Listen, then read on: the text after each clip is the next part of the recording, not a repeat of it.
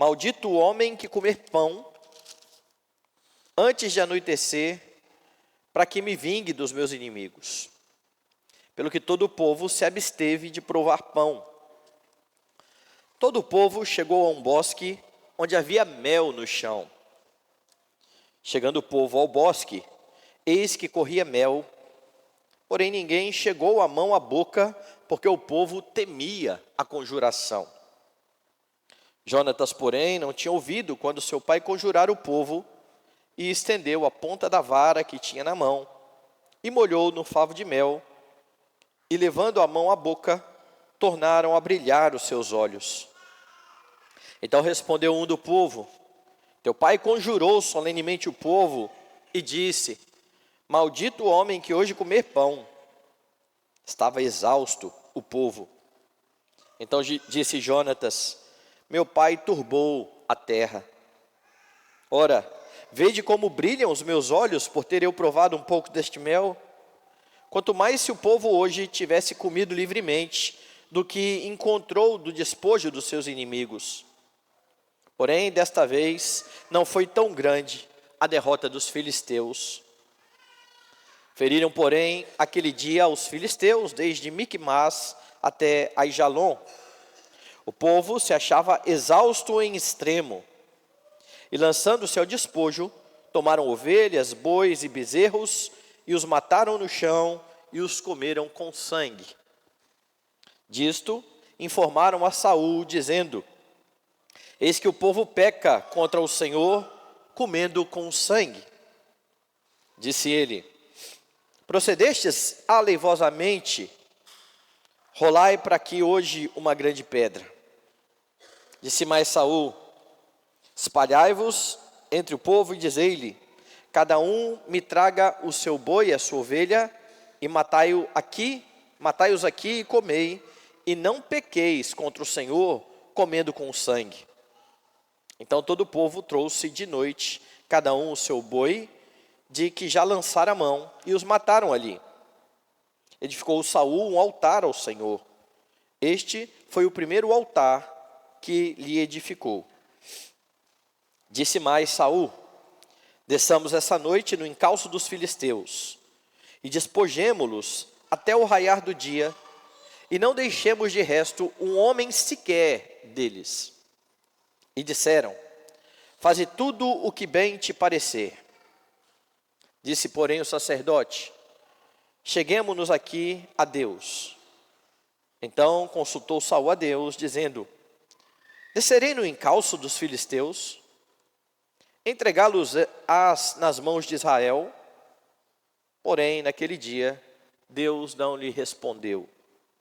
Então disse Saul: chegai-vos para aqui todos os chefes do povo, e informai-vos, e vede qual o pecado que hoje se cometeu.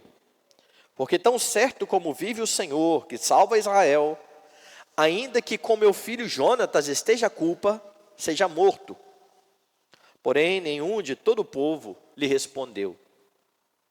Disse mais a todo Israel: vós estareis de um lado, e eu e meu filho Jonatas do outro. Então disse o povo a Saul: faze o que bem te parecer. Falou, pois, Saul ao povo, ao Senhor, Deus de Israel: mostra a verdade. Então Jonatas e Saul foram indicados por sorte, e o povo saiu livre.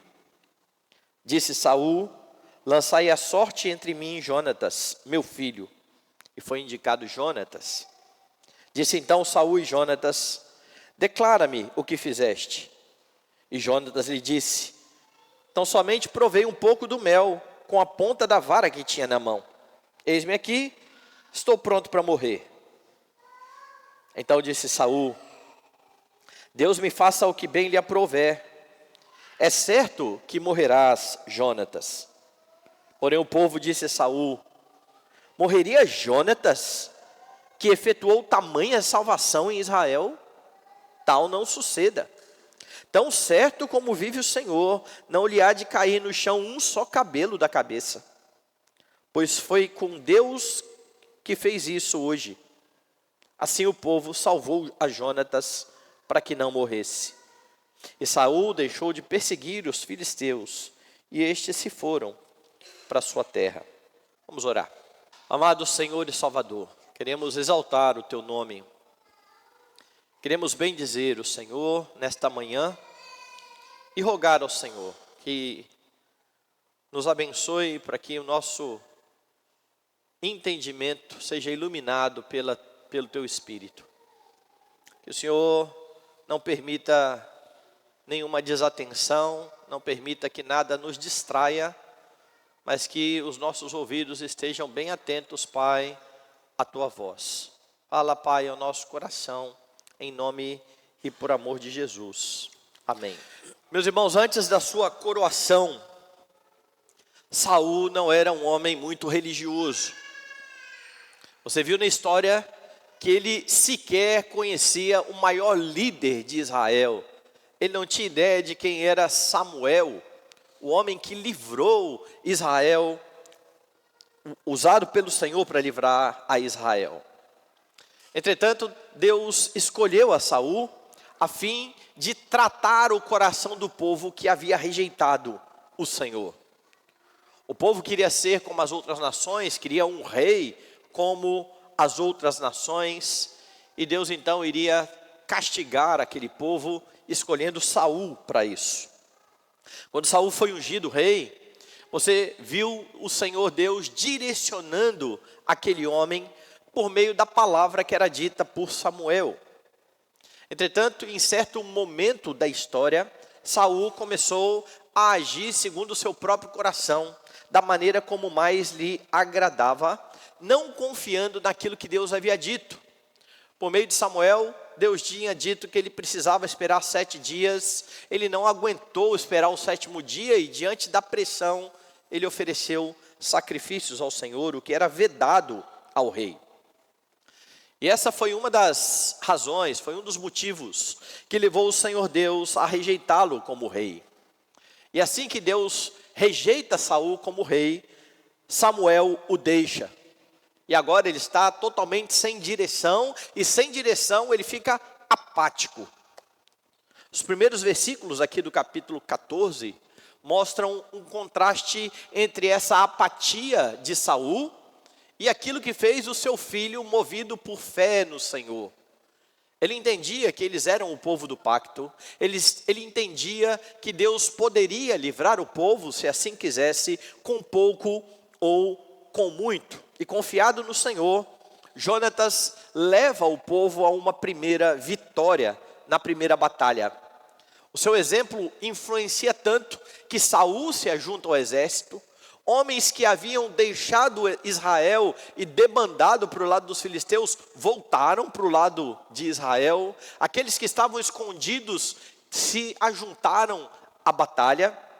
Tudo isso com o exemplo de Jonatas. Agora, depois dessa primeira batalha, Saul toma novamente a frente do exército. Contudo, as ações do rei demonstram, e você pode aprender aqui, o que é que ocorre quando você está sem a direção do Senhor. O que acontece quando você não tem a direção do Senhor? Primeira coisa que acontece é que você começa a expressar a religião ou a religiosidade à sua própria maneira. E eu queria que você percebesse um contraste que há entre os versos 23 e o comecinho do versículo 24. Perceba o que está sendo dito em cada um dos versículos. O 23 diz assim: assim livrou o Senhor a Israel naquele dia, e a batalha passou além de Bet-Aven.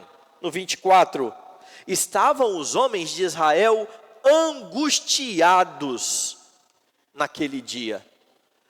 E você, em princípio, não entende muito por que isso está acontecendo. Afinal de contas, se Deus levou o povo a vencer a batalha, por que esse povo agora está angustiado? Por que o coração deste povo está abatido? Você percebe isso no restante da leitura, porque Saul, ao que tudo indica, numa tentativa aqui de conseguir o favor de Deus, faz um voto, e um voto tolo. Diz assim o restante do versículo: porquanto Saul conjurara o povo, dizendo: maldito o homem que comer pão antes de anoitecer, para que me vingue de meus inimigos, pelo que todo o povo se absteve de provar pão. Por que é um voto tolo? Porque o povo está no meio da guerra. O povo já batalhou, já está cansado, vai continuar a guerra, e Saul, em vez de deixar o povo se fortalecer, diz: todo mundo está de jejum, até terminar esse negócio todo aí. Um exército que vai para a guerra e que é impedido de se alimentar. Pior, Saul invoca aqui uma maldição: se alguém se alimentar, será maldito. Isso abate, angustia o coração do povo. Não foi o Senhor que exigiu isso. Deus não havia pedido que isso acontecesse. Mas o próprio rei, sem buscar a direção do Senhor, sem buscar a orientação do Senhor, dá uma ordem tola dessa e faz um voto tolo como esse, invocando a maldição do Senhor sobre os desobedientes. Você sabe que este é um voto tolo quando você percebe as palavras do próprio Jonatas. Dê uma olhada no verso 28. Então respondeu um do povo: teu pai conjurou solenemente o povo e disse: maldito o homem que hoje comer pão.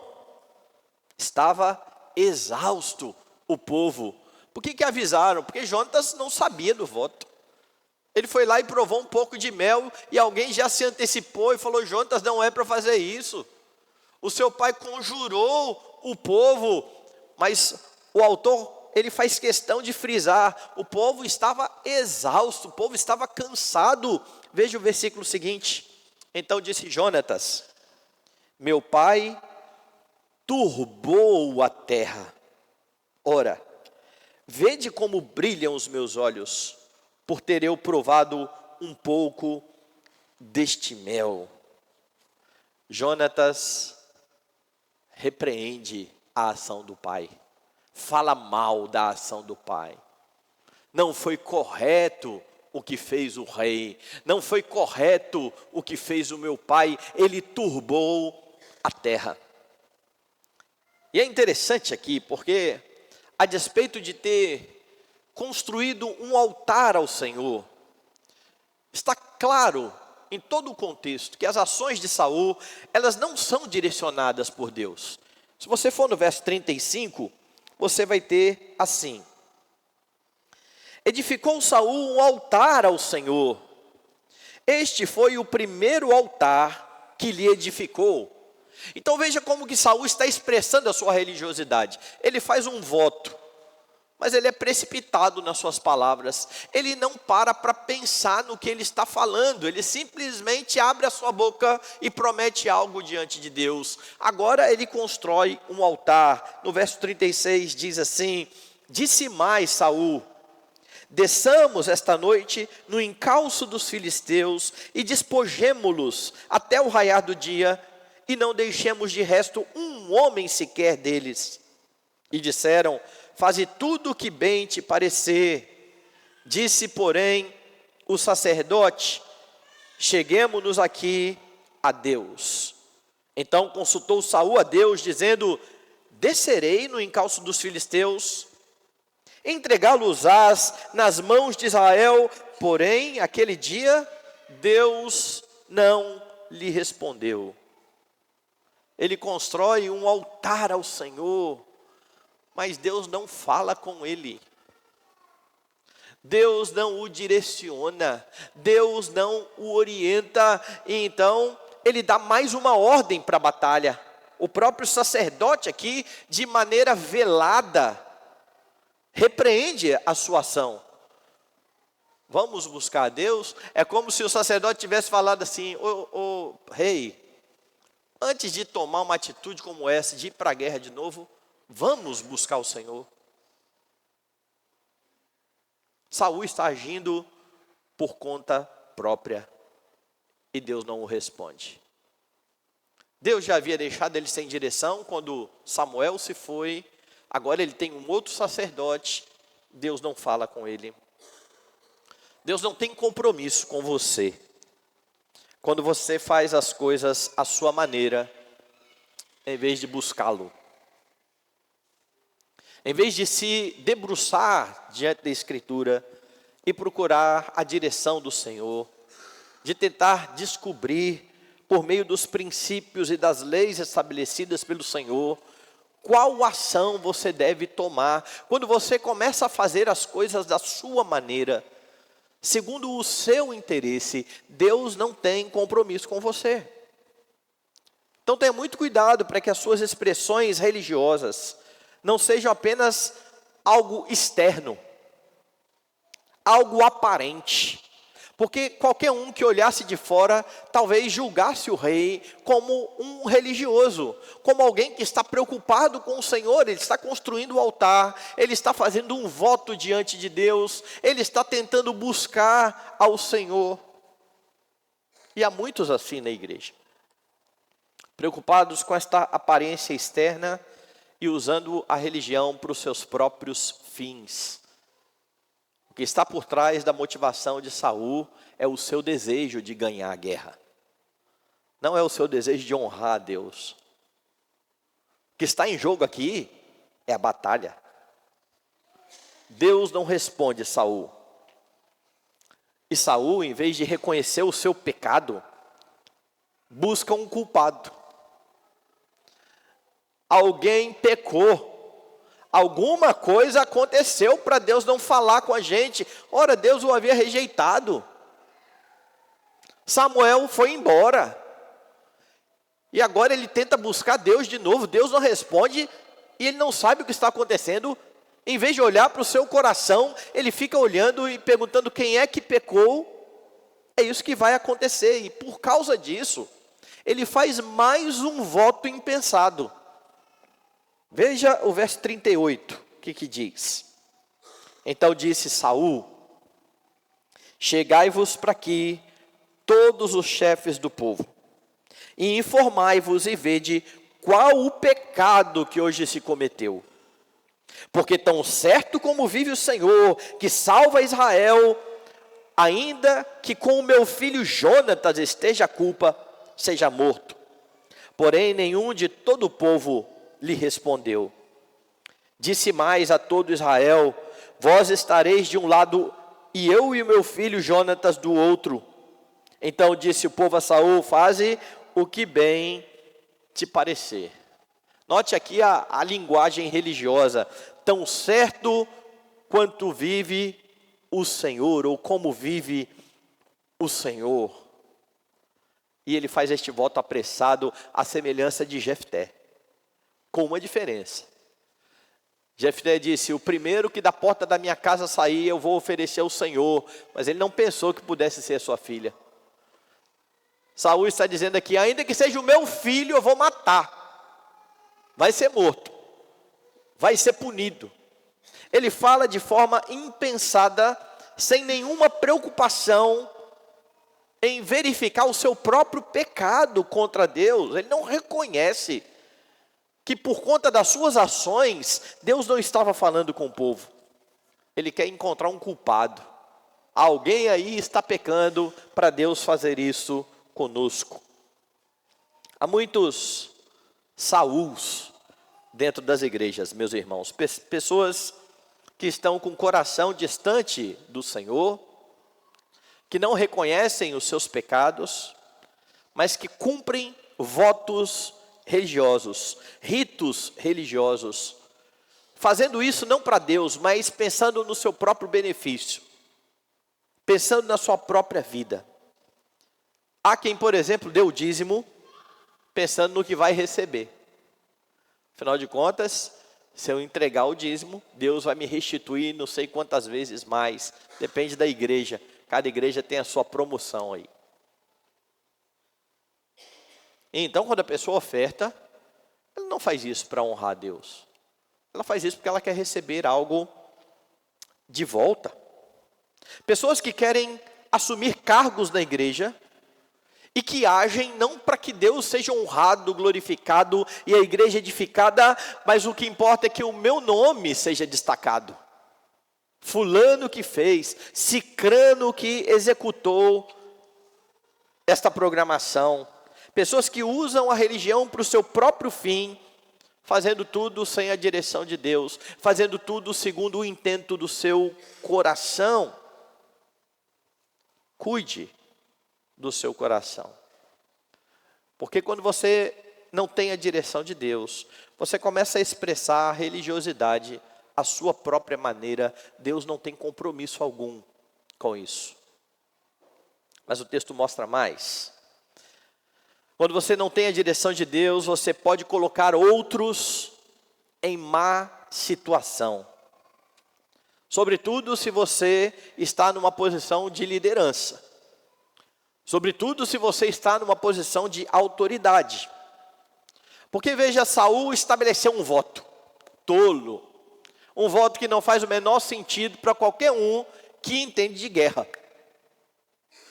Jonatas, o seu filho, que foi o vitorioso na primeira batalha, aquele que tomou a frente, expressando a sua fé no Deus do pacto, ele não sabe o que o pai fez, e então ele come, e é avisado pelos outros soldados. De novo, veja o verso de número 25. Todo o povo chegou a um bosque, onde havia mel no chão. Chegando o povo ao bosque, eis que corria mel, porém ninguém chegou a mão à boca, porque o povo temia a conjuração. Imagine a tentação agora. O povo está morrendo de fome, eles guerrearam, mel escorrendo pelo chão, eles estão com tanto medo da imprecação de Saul, da maldição que ele chamou sobre o povo para quem comesse, que famintos, ninguém ousou tocar no mel. Verso 27, Jonatas, porém, não tinha ouvido quando seu pai conjurara o povo, estendeu a ponta da vara que tinha na mão, molhou no favo de mel e levando a mão à boca, tornaram a brilhar os seus olhos. Então respondeu um do povo: teu pai conjurou solenemente o povo e disse: maldito o homem que hoje comer pão. Estava exausto o povo. Os guardas não comem, eles estão com medo da conjuração. Mas Jonatas, ele prova do mel, e quando ele sabe da notícia de que o pai havia feito aquele voto tolo, ele constata que foi uma má ação tomada pelo pai. Afinal de contas, alimentar-se do mel fez bem a ele, e faria bem a todo o exército. É essa a constatação de Jonatas. Dê uma olhada no verso 29 e 30. Então disse Jonatas: meu pai turbou a terra. Ora, vede como brilham os meus olhos, por eu ter provado um pouco de mel. A ideia aqui é de alguém que estava abatido, cansado, exausto, e que ao se alimentar voltou o vigor. Ele percebeu isso nele mesmo. Vejam os meus olhos. E ele diz mais: quanto mais se o povo hoje tivesse comido livremente do que encontrou do despojo dos inimigos. Porém, desta vez, não foi tão grande a derrota dos filisteus. Meu pai turbou a terra. Essa palavra é uma palavra muito interessante que aparece aqui no texto, porque ela aparece em outro momento. Abra sua Bíblia em Josué, capítulo de número 7. Aqui em Josué, capítulo 7, segue-se o capítulo em que Jericó foi destruída. Deus havia dito para destruir Jericó e não tomar ninguém dos despojos, pois um homem foi lá e desobedeceu a Deus. Desta vez a ordem partiu do Senhor. Acã tomou das coisas proibidas, e então todo Israel sofreu por conta do pecado de Acã. Quando você chega no capítulo 7, dê uma olhada nos versos 25 e 26. Disse Josué: por que nos conturbaste? Ele está falando isso para Acã. Por que você nos turbou, que é a palavra que está lá em Samuel? O Senhor hoje te conturbará. E todo Israel o apedrejou, e depois de apedrejá-los, queimou-os. E levantaram sobre ele um montão de pedras, que permanece até o dia de hoje. Assim, o Senhor apagou o furor da sua ira, pelo que aquele lugar se chama o Vale de Acor, até o dia de hoje. Quando Josué diz a Acã: por que você nos turbou? Por que você trouxe esse peso sobre nós? Nós perdemos a bênção do Senhor por causa da sua ação. É a mesma coisa que Jonatas está falando em relação ao que o seu pai fez. Meu pai turbou a terra. E a constatação dele é por isso que nós não fomos tão bem sucedidos na batalha. Eles ganharam, mas poderia ter sido muito maior a vitória se aqueles homens estivessem bem alimentados. Essa é a ideia. E o resultado da ação de Saul está exatamente no verso 30, que eu já li, que diz lá: os inimigos foram derrotados, porém, dessa vez, não foi tão grande a derrota dos filisteus, fruto da tolice do rei. Certamente, se eles estivessem alimentados, a vitória seria maior. Saul arruína a batalha. Não é irônico? Ele estava apático, o seu filho junto com um escudeiro somente. Eles se lançam para cima dos filisteus e tem uma grande vitória. Agora Saul toma novamente a frente, faz uma tolice e não é tão bem sucedido. Ainda assim, o Senhor deu a vitória. Mas perceba o que vai acontecer. Os homens estão exaustos por conta da guerra. Eles estão famintos por conta do voto que fez o rei. Dê uma olhada nos versos 31 e até a parte A do verso 33. Feriram, porém, aquele dia os filisteus, desde Miquimás até Aijalon. Só para você ter uma ideia, de Miquimás a Aijalon são 32 quilômetros. Estes homens estão numa guerra e correndo esta distância, batalhando toda essa distância. Estava todo mundo muito cansado. O povo se achava exausto em extremo. E lançando-se ao despojo, tomaram ovelhas, bois e bezerros, e os mataram no chão, e os comeram com sangue. Aí aqui sim o povo está pecando. Isso era proibido pela lei do Senhor. Judeus não poderiam comer nada com sangue. Mas esses homens, na hora da fome, eles partem desesperados para cima da comida. Não importa o que nós estamos comendo, a gente quer comer. É claro que isso não desculpa o pecado do povo. O povo deveria estar atento a isso, mas a ação do rei certamente contribuiu para isso. Propiciou tudo isso. Colocou o povo diante de grande tentação, porque ele proibiu todo mundo de comer. Agora acabou a guerra, a primeira coisa que eles fazem, eles partem para comer. O que Saul fez então, foi colocar outras pessoas diante de tentação. Foi colocar outras pessoas em uma má situação. O voto exigindo que o povo, o que o Senhor não exigira, coloca os homens nessa posição de tentação. E eu volto a frisar, eles pecaram, mas Saul, o líder, aquele que deveria direcionar o povo, é um grande instrumento de tentação. Ele é um líder tolo. Meus irmãos, quando você está sem a direção do Senhor, você pode colocar outros em má situação. Isso acontece com a criação de regras não bíblicas, por exemplo. Quando as igrejas começam a estabelecer regras e dizer, são estas as regras, colocando peso sobre as pessoas, peso que o Senhor Deus não colocou.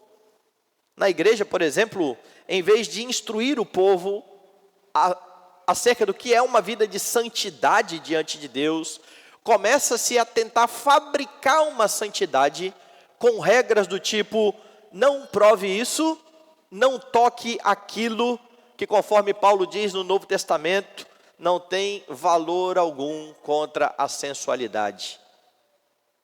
Não santificam ninguém.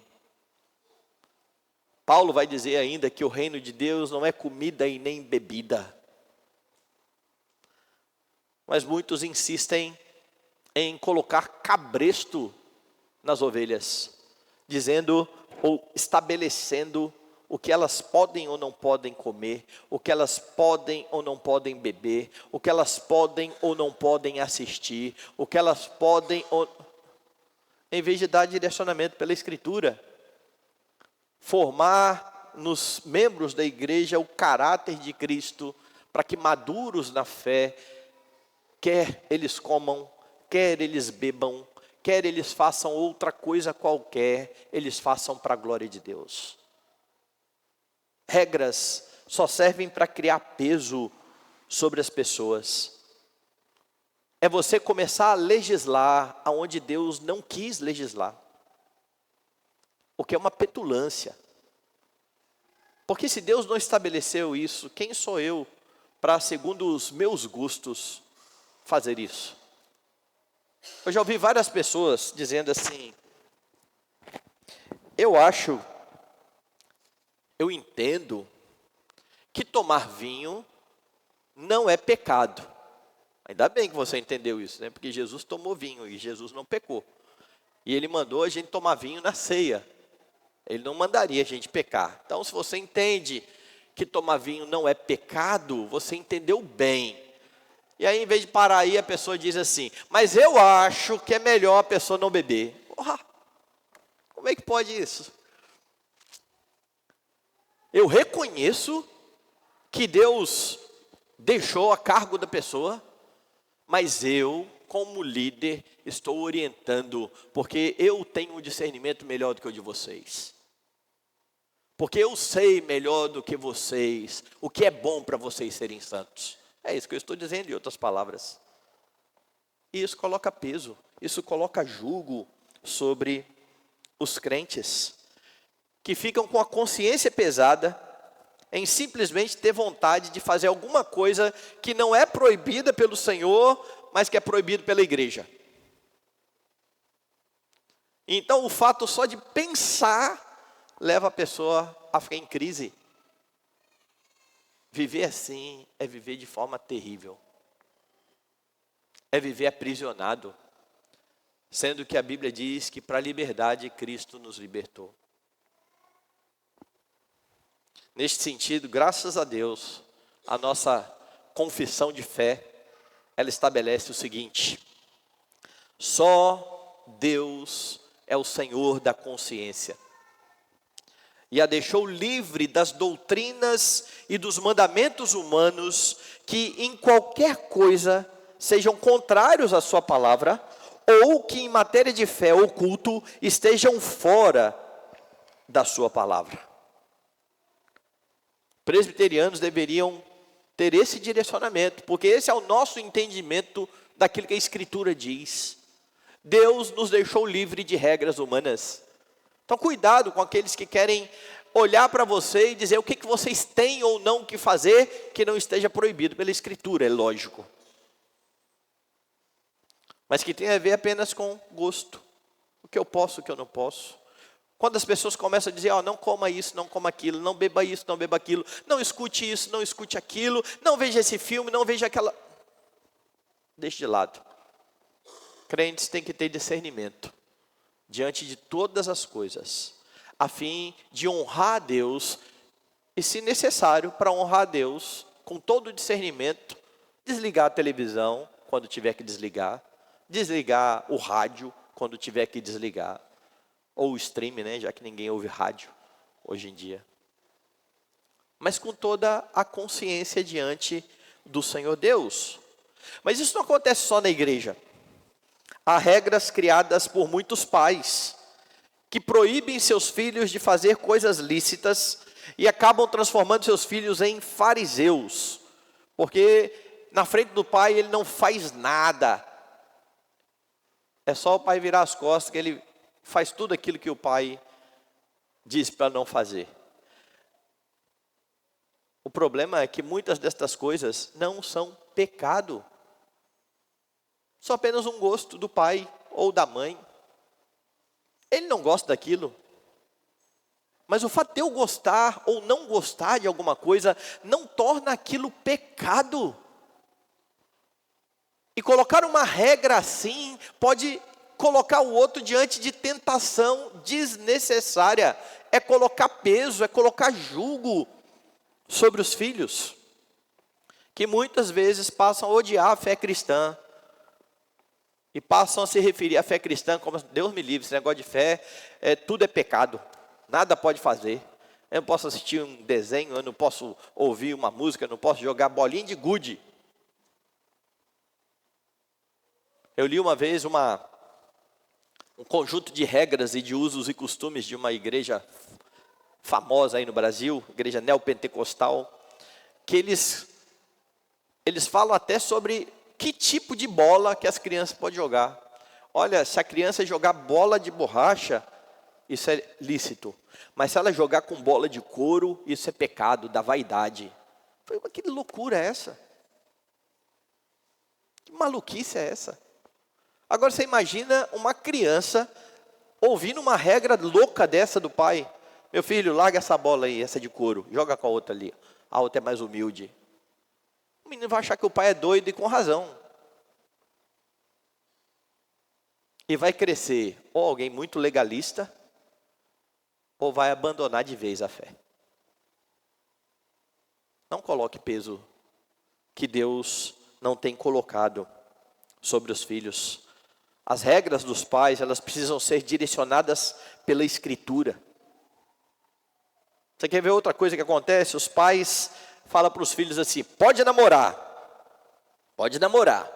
mas você só pode casar depois que você estiver com a sua vida estabilizada, depois que você terminar a sua faculdade, depois que você tiver um bom emprego e tiver já com um local para morar. Aí você pode casar. Deus nunca colocou essa regra para casamento, dizendo, você tem que ter tudo isso para casar. Agora, é uma covardia os pais dizerem assim, meu filho, minha filha, pode namorar. Juntam dois jovens saudáveis e esperam que eles fiquem 5 anos namorando sem pecar. Isso não tem o menor cabimento.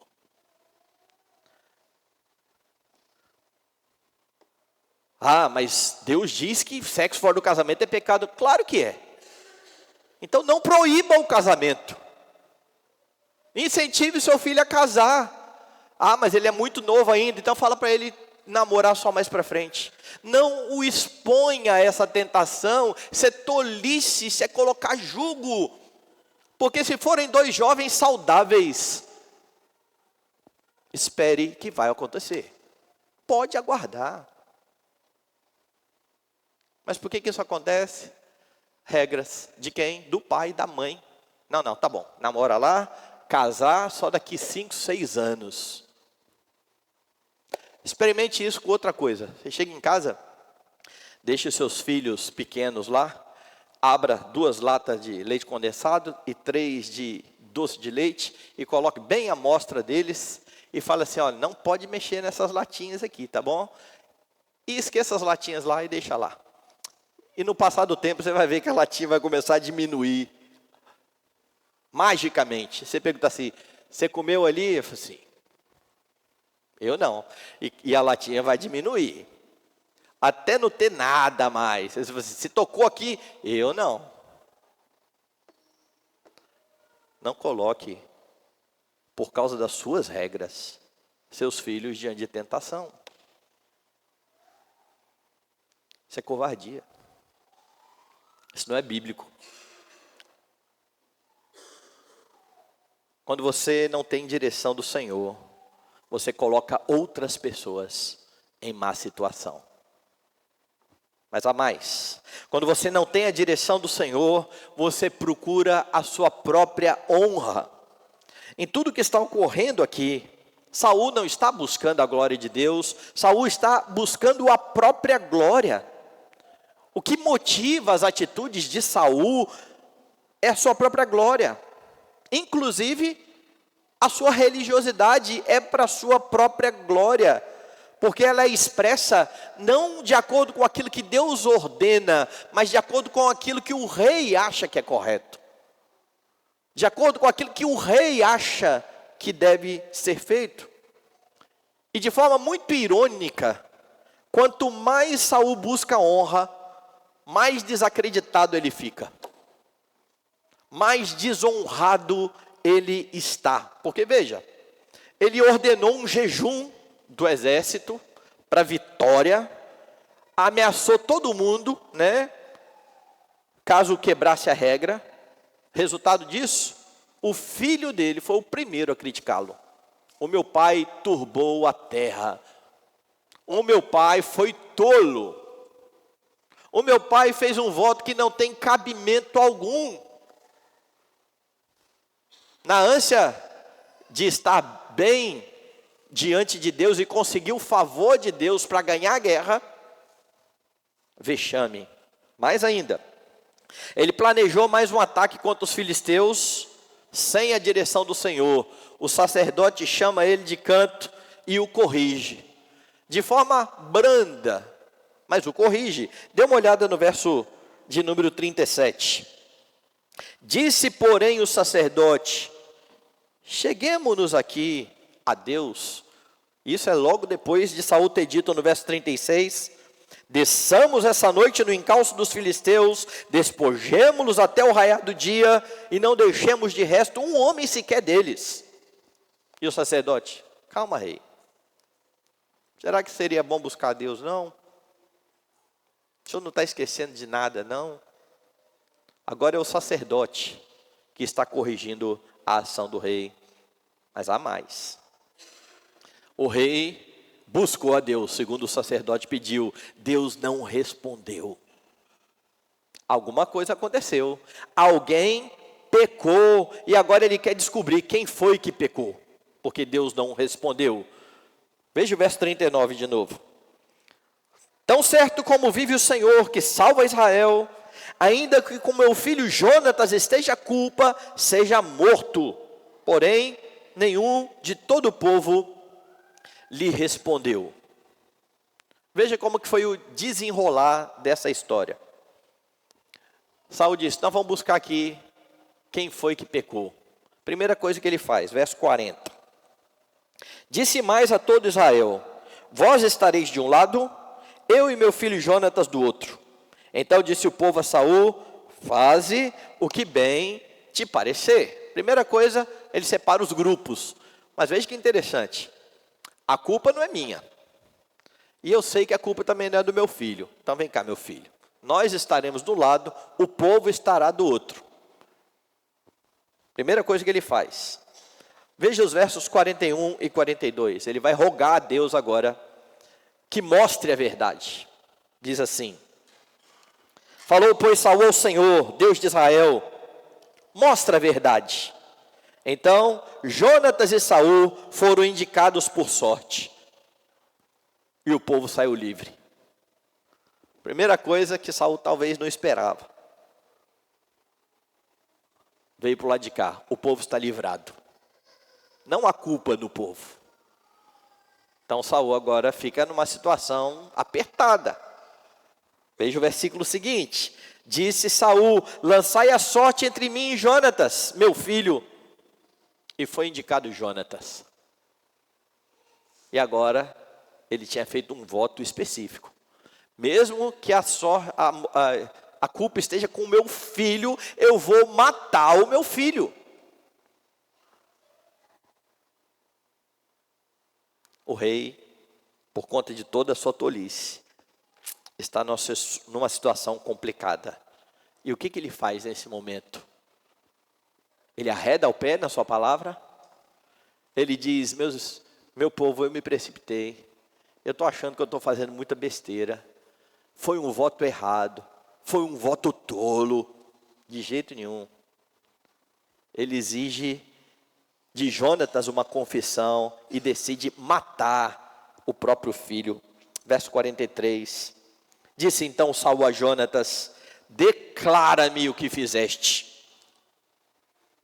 Jonatas disse, tão somente provei um pouco de mel com a ponta da vara que tinha na mão. Eis-me aqui, estou pronto para morrer. Sabe o que Jonatas está dizendo? Eu não fiz nada. Eu não pequei. Se você quiser me matar, eu estou aqui pronto para morrer. Mas ele está tão certo de que a sua ação não foi pecaminosa, que ele se apresenta diante do pai e diz assim, olha, pode me matar, estou pronto para morrer. Deixa eu abrir um parênteses aqui, de algo que precisa ser entendido. Naquele tempo, eles lançavam sortes, o Urim e o Tumim. As duas pedras que eram lançadas para saber qual era a vontade de Deus. Entretanto, lembre que Deus não estava respondendo Saul. Deus já tinha parado de falar com Saul há muito tempo. Se ele fosse um homem sábio, ele nem cogitaria isso. Porque Deus não está falando com ele. Deus já o abandonou, porque Samuel foi embora. O outro sacerdote pediu direção, Deus não respondeu. Ele insiste e agora coloca as duas pedras, Urim e Tumim. O problema é que o Urim e Tumim, sem Deus, não vão funcionar certo. Não vão funcionar da forma correta. Mas ainda assim, providencialmente, Deus faz com que o povo seja livrado e coloca Jonatas inocente diante do rei. Parece que tudo está armado aqui para que o rei olhe e diga, eu fiz besteira. Eu não deveria ter feito esse voto. Foi isso que você fez, meu filho? E você não sabia, você não tinha ouvido a ordenança, morto de fome, batalhando pelo Senhor. Ele devia ter repensado tudo, mas ele está prestes a matar um filho inocente. Sabe por quê? Porque ele busca a sua honra. Ele busca a sua glória. Ele não volta atrás, mesmo diante de um voto precipitado. E como eu disse, Jonatas está tão certo que não pecou, que ele diz o que ele fez. Ele se apresenta e fala, olha, estou pronto para morrer. Verso 44, disse Saul, Deus me faça o que bem lhe aprouver, é certo que morrerá Jonatas. E aí é que a história fica interessante, porque Saul já tinha sido criticado pelo seu filho, quando buscou sua honra.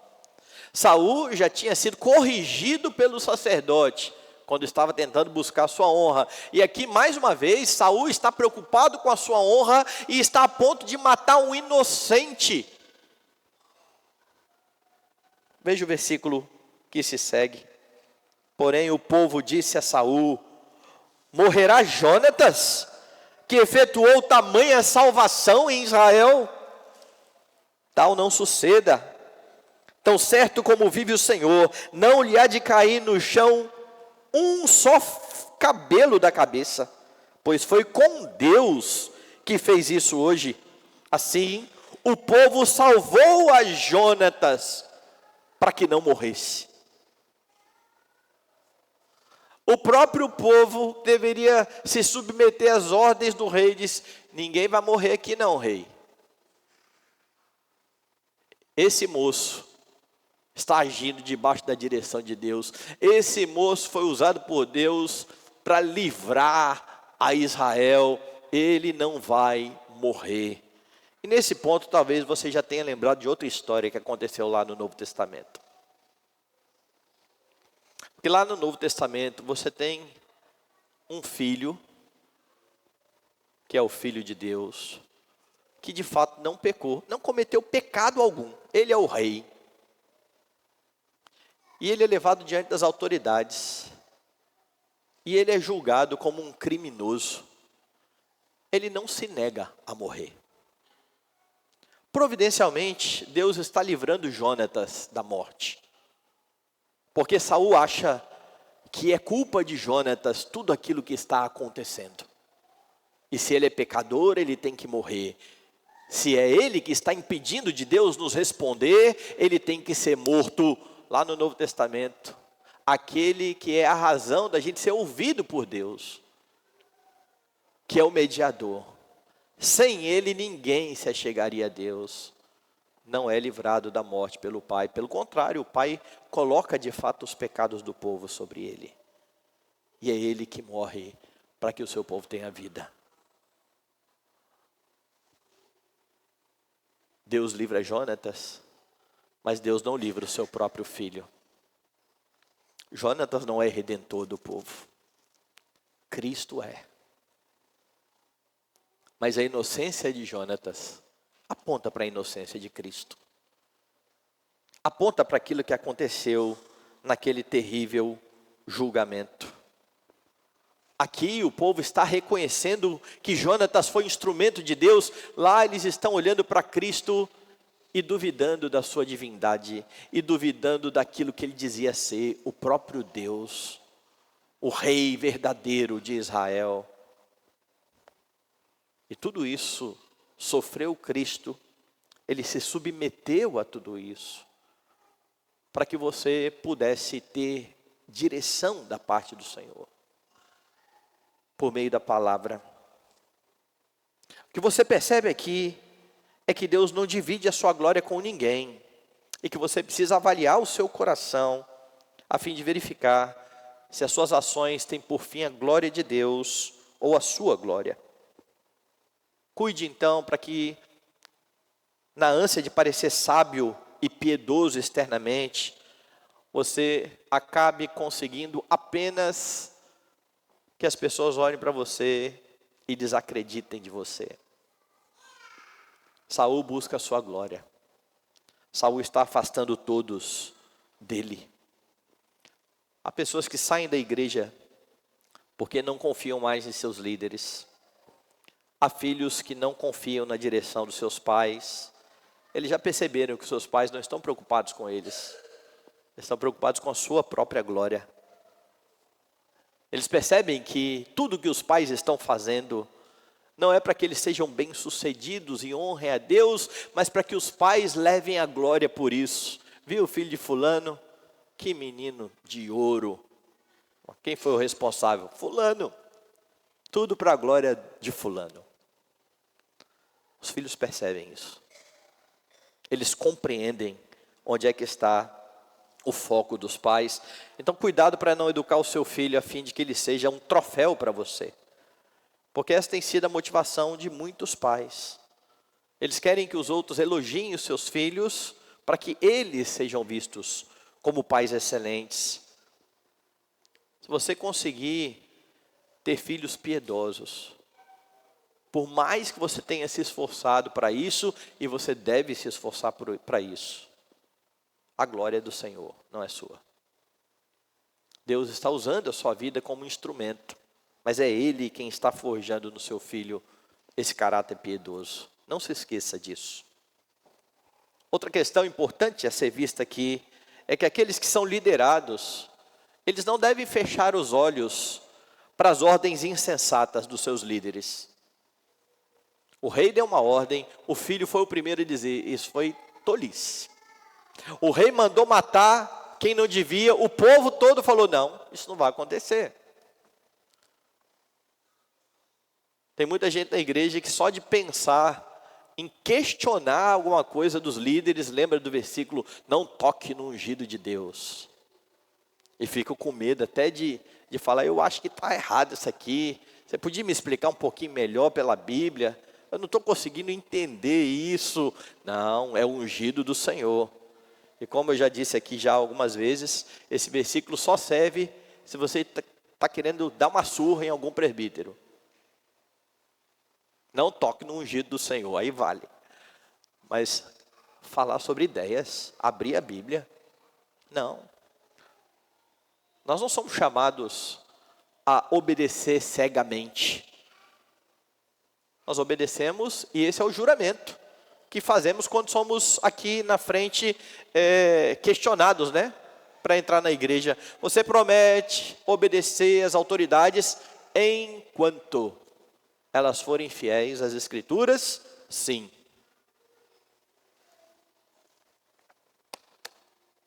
Aqui está quem dá direcionamento.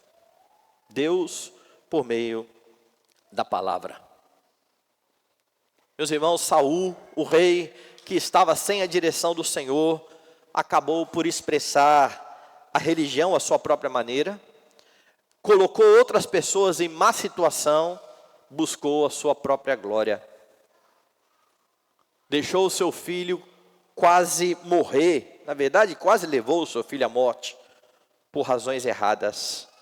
E tudo isso contrasta com o verdadeiro ungido do Senhor, o verdadeiro rei, o Senhor Jesus Cristo. Eu já disse que ele não foi poupado pelo Pai, ainda que o Pai soubesse que ele era inocente. E se você olhar para Cristo Jesus em contraste com Saul, você vai perceber que todas as ações de Jesus foram piedosas, porque ele fazia tudo de acordo com o Pai. João capítulo 6, verso 38. Porque eu desci do céu não para fazer a minha própria vontade, e sim a vontade daquele que me enviou. E por fazer a vontade do Pai, ele tirou os seus irmãos de uma má situação. Saul, pela sua tolice, colocou outros em lugar de tentação. Jesus, por sua obediência, tirou os seus irmãos de debaixo da condenação do Senhor. Aqueles que creem nele são salvos da ira e têm a vida eterna. É por isso que lá em João ele continua expressando a sua convicção no verso 39, e a vontade de quem me enviou é esta, que nenhum eu perca de todos os que me deu, pelo contrário, eu o ressuscitarei no último dia. De fato, a vontade do meu Pai é que todo homem que vir o Filho e nele crer tenha a vida eterna, e eu o ressuscitarei no último dia. Esse é o nosso Salvador. Esse é o nosso Redentor. Aquele que sempre esteve debaixo da direção do Senhor, e que por obedecer ao Senhor, foi honrado pelo Pai. Por causa disso, ele permanece o grande exemplo para os crentes. E eu termino aqui lembrando aquilo que Paulo escreveu aos Filipenses, no capítulo 2, a partir do verso 1. Se há, pois, alguma exortação em Cristo, alguma consolação de amor, alguma comunhão do Espírito, se há entranhados afetos e misericórdias, completai a minha alegria, de modo que penseis a mesma coisa, tenhais o mesmo amor, sejais unidos de alma, tendo o mesmo sentimento, nada façais por partidarismo ou vanglória, mas por humildade, considerando cada um os outros superiores a si mesmos. Não tenha cada um em vista o que é propriamente seu, senão também cada qual o que é dos outros. Tende em vós o mesmo sentimento que houve também em Cristo Jesus, pois ele, subsistindo em forma de Deus, não julgou como usurpação ser igual a Deus, antes a si mesmo se esvaziou, assumindo a forma de servo, tornando-se em semelhança de homens, e reconhecido em figura humana, a si mesmo se humilhou, tornando-se obediente até a morte, e morte de cruz. Pelo que também Deus o exaltou sobremaneira, lhe deu o nome que está acima de todo nome, para que ao nome de Jesus se dobre todo o joelho nos céus, na terra e debaixo da terra, e toda língua confesse que Jesus Cristo é o Senhor, para a glória de Deus Pai. Que você nunca fique sem a direção de Jesus Cristo, o seu Redentor,